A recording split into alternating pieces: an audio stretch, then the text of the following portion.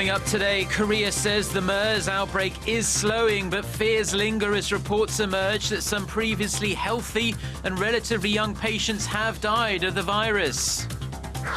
In its largest ever single order, Korea's national carrier Korean Air says it will fork out over $12 billion on 100 next-generation aircraft from 2019. Plus, Russian President Vladimir Putin says Russia's armed forces will receive more than 40 new intercontinental nuclear missiles this year. The head of NATO accuses Moscow of saber-rattling. Stay tuned for these stories and more.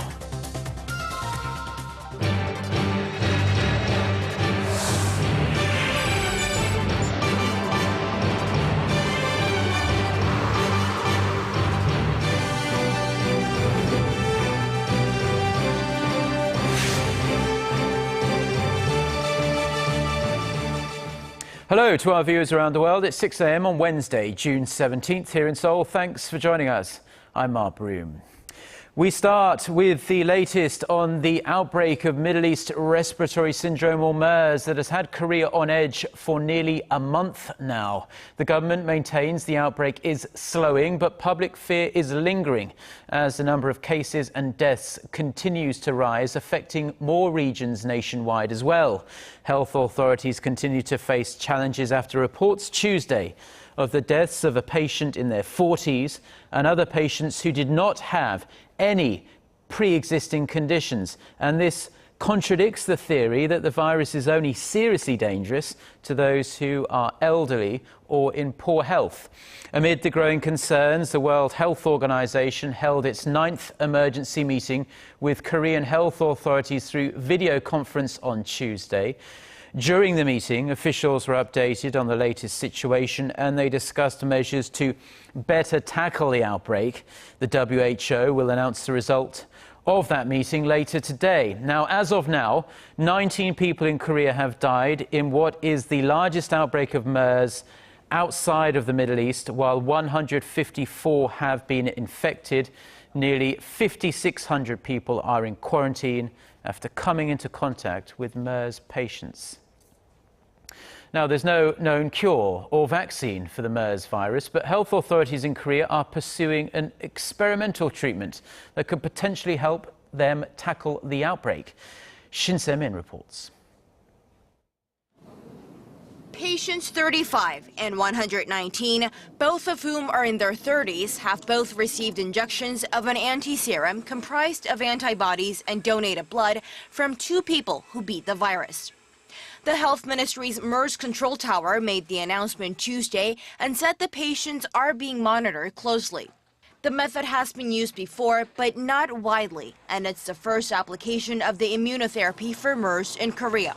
Scientists believe that the amount of antibodies in the blood of the survivor is greater than in others, leading to the use of this kind of immunotherapy for MERS. During the Ebola and SARS outbreaks, doctors used a similar kind of blood-based therapy as there were no readily effective drugs or vaccines available. And this is still used for new types of viruses with no cure, in this case, MERS. Experts say there haven't been enough previous clinical trials for plasma transfusions of the virus, so they are skeptical about whether it will actually work. It's a burden for the medical institutions in charge of the transfusions, as there isn't enough clinical evidence to support the idea of blood transfusions as a treatment for the virus. Questions about the treatment's effectiveness have also arisen because it was given to patients who were already past the early stages of infection. Normally, plasma transfusions are more effective when they're given right after a patient has contracted an infection, but the medical authorities wanted to find the best candidates for the treatment. So far, the patients in question haven't shown much improvement, but everyone's fingers are crossed that therapy will work. Shin Se-min, Arirang News. President Park Geun-hye visited an elementary school and a middle school in Seoul on Tuesday, both of which reopened after temporarily shutting down due to fears over the MERS outbreak. Thanking teachers and healthcare staff for their efforts to prevent the spread of the virus and resuming classes, the president asked that they help students and parents relieve anxiety by teaching them about personal hygiene. She vowed to do everything possible to eradicate the virus and explained to students that MERS is like a new type of flu from the Middle East and can be warded off with good personal hygiene and a healthy immune system. The World Health Organization recently advised local educators to resume classes since the outbreak was not directly linked to schools. Another day came and went at the National Assembly on Tuesday, with the rival parties failing to reach an agreement on the confirmation of Prime Minister nominee Hwang Kyo-ahn. The hold-up has driven an even thicker wedge between Parliament and the presidential office, which is threatening to veto a legal revision approved by lawmakers. Ji Myung-gil reports. Saenuri Party floor leader Yoo Seung-min says if the opposition continues to refuse to pass the motion on the appointment, they will adopt it unilaterally. The ruling party wants to hold a vote of the full assembly on the issue on Wednesday. Saenuri floor leader Yoo Seung-min has urged party members to be on standby for a possible voting session. The main opposition New Politics Alliance for Democracy continues to object to Hwang's nomination, saying he is unfit for the job. The party's vice floor leader said Hwang has failed to clarify the three big allegations against him, which are that he dodged his military service, he peddled his influence while he was a lawyer, and he engaged in tax evasion. The NPD said if members of the Saenuri Party push the motion through unilaterally, then it will be like it was abandoning its legislative duty. The ruling party and acting Prime Minister Choi Kyo-ahn said that the vacant Prime Minister's seat should be filled and quickly, as the government needs to deal with other pressing issues like the MERS outbreak and a nationwide drought. Meanwhile, there is growing speculation that the vote on the confirmation is linked to a revised parliamentary law and that both are being used as bargaining chips by both sides. The ruling party wants to see Hwang appointed as prime minister, while the NPD wants to see a revised parliamentary law approved by President Park Geun-hye. The opposition has repeatedly urged President Park not to veto the law, as the language has been softened to address her concerns that it was unconstitutional. The revision allows the parliament to request changes to government ordinances, including presidential orders, which President Park had threatened to veto on the basis that it could encroach on the government's executive rights and paralyze state affairs. The law was sent to the cabinet for the president's signature on Monday, but the presidential office still sees the law as potentially unconstitutional and has indicated that the president could still veto it. Ji Myung-gil, Arirang News. Now, Korean Air has signed deals with Airbus and Boeing to buy 100 next-generation aircraft. The Korean carrier says it signed MOUs with the two aircraft makers during the Paris Air Show on Tuesday. Now, these deals will see Korean Air buy 30 A321neo planes from Airbus and have the right to purchase 20 more, and 30 Boeing 737 MAX jets and have the option for another 20. It also placed a commitment to purchase two extended-range 777-300 planes from Boeing. The largest ever single order by a Korean carrier is costing Korean Air some $12.2 billion. The aircraft will be delivered gradually between 2019 and 2025. There are fears a new Cold War could be creeping up between Russia and the West. Russian President Vladimir Putin says Russia is beefing up its nuclear arsenal to the tune of more than 40 intercontinental ballistic missiles. Speaking at an arms fair just outside of Moscow on Tuesday, Putin said the new ICBMs will be able to overcome even the most technically advanced anti-missile defense systems. The Russian leader made the announcement some 24 hours after Russian officials slammed a US plan to station tanks and heavy weapons in NATO member states on Russia's border as the standoff between the two biggest nuclear powers heats up. Now, reacting to Putin's remarks, US Secretary of State John Kerry said he was concerned by the escalation. NATO Secretary General Jens Stoltenberg told reporters in Brussels that Putin's nuclear saber-rattling was unjustified, destabilizing and dangerous. South Korea and the United States have agreed to up the pressure on North Korea in a bid to get Pyongyang back to the long-stalled multilateral talks on the regime's denuclearization. The vow came after South Korean Foreign Minister Yoon Byung-se and U.S. Deputy Secretary of State Tony Blinken met for talks on Tuesday in Washington. Referring to the so-called six-party talks, Seoul's foreign ministry said South Korea and the U.S. will respond strongly to any North Korean provocations or threats, while strengthening cooperation with the other members of the six-party talks. The South Korean minister also briefed Blinken on the efforts Seoul is making to improve its ties with Tokyo ahead of next week's 50th anniversary of the normalization of relations between Korea and Japan. The US official said he looked forward to more cooperation between the three countries.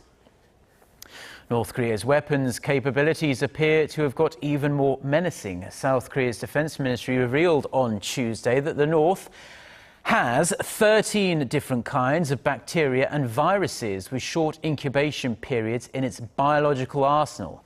Seoul said that if used by Pyongyang, they would most likely be carried by aircraft, as the regime does not yet have the capability to fit biological weapons onto warheads. Defense officials believe anthrax and smallpox, diseases with very high death rates, pose the biggest risk. In light of this, the ministry says it plans to acquire vaccines for both anthrax and smallpox by 2020 in an effort to prepare for any biological threats from North Korea.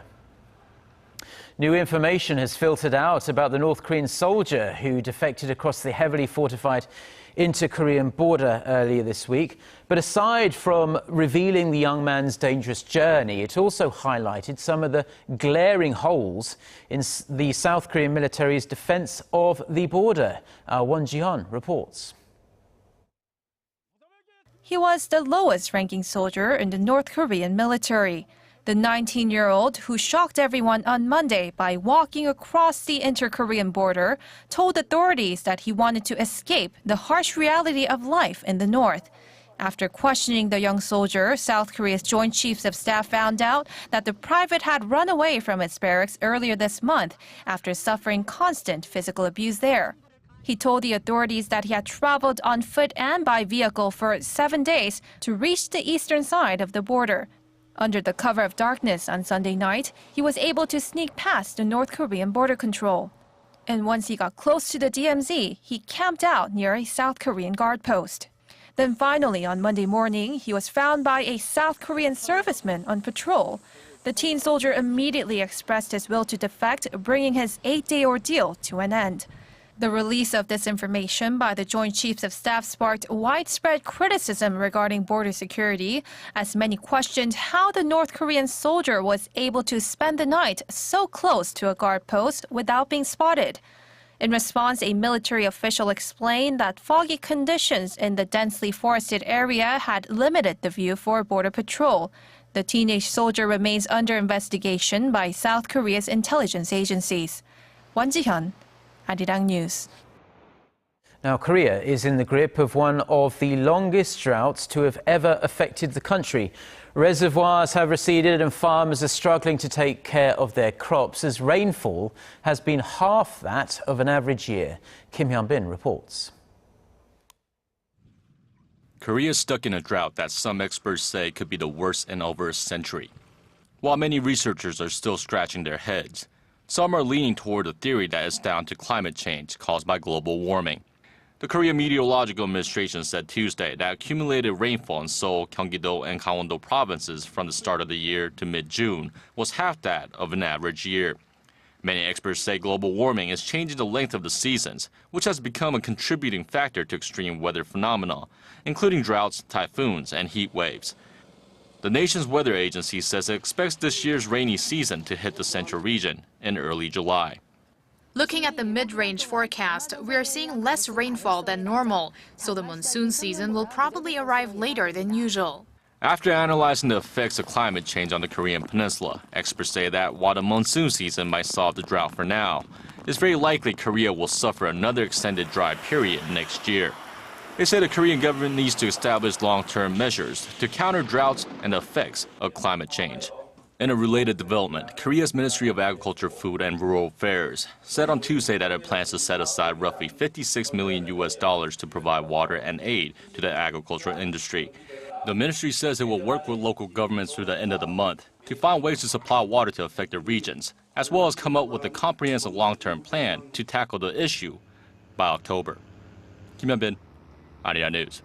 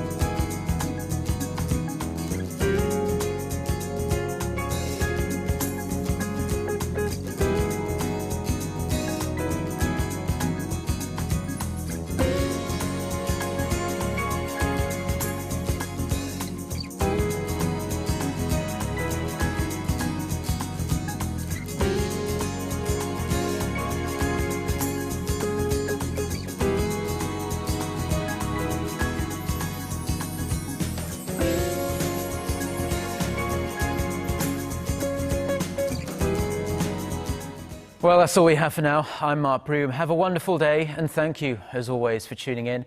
We hope to see you at the same time tomorrow. Until then, goodbye.